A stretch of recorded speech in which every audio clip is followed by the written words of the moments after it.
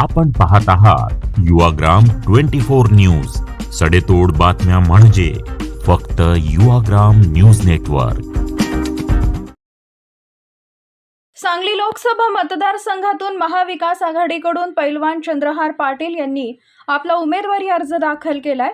यावेळी खासदार संजय राऊत, माजी मंत्री जयंत पाटील, शिवसेनेचे नेते नितीन बानुगडे पाटील, आमदार सुमनताई पाटील, आमदार विक्रम सावंत, आमदार अरुणअण्णा लाड, शिवसेना, उद्धव बाळासाहेब ठाकरे पक्षाचे सांगली जिल्हा प्रमुख संजय विभूते यांच्यासह मोठ्या संख्येने महाविकास आघाडीमधील कार्यकर्ते आणि नेते उपस्थित होते.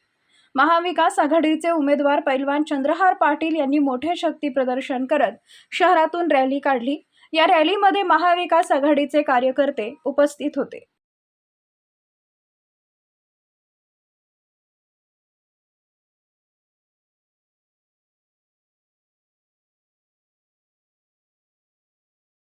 सर्व महाविकास आघाडीतील प्रमुख नेत्यांच्या उपस्थितीमध्ये आता आज माझा उमेदवारी अर्ज दाखल केलेला आहे. सर्व महाविकास आघाडीतील घटक पक्षप्रमुख पक्षातले प्रमुख नेते राज्यातले सर्वजण उपस्थित असताना माझा उमेदवारी अर्ज दाखल केलेला आहे. त्यामुळे महाविकास आघाडीतील कुठलीही बिघाडी नाही. काँग्रेस पक्ष, राष्ट्रवादी काँग्रेस पक्ष आणि शिवसेना आणि बाकी सर्व घटक पक्षांच्या प्रमुख उपस्थितीत आज माझा उमेदवारी अर्ज दाखल केलेला आहे. अर्ज दाखल केले तुम्ही? माझा AB फॉर्म जोडलेला माझा एक अर्ज दाखल केलेला आहे मी.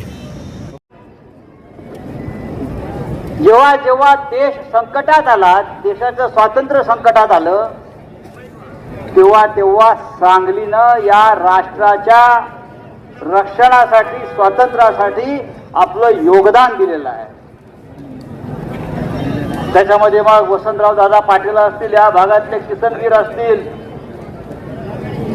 क्रांतिसिंह नाना पाटील असतील, बापू लाड असतील, क्रांतीवीर नायकवाडी साहेब असतील, असे असंख्य क्रांतीवीर या मातीतून दिले.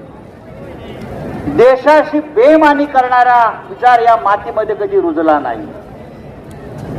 आता सुद्धा या देशाच्या दुसऱ्या स्वातंत्र्याचा लढा सुरू आहे. सांगलीच्या क्रांतिकारकांनी जे स्वातंत्र्य मिळवलं ते स्वातंत्र्य धोक्यात आहे.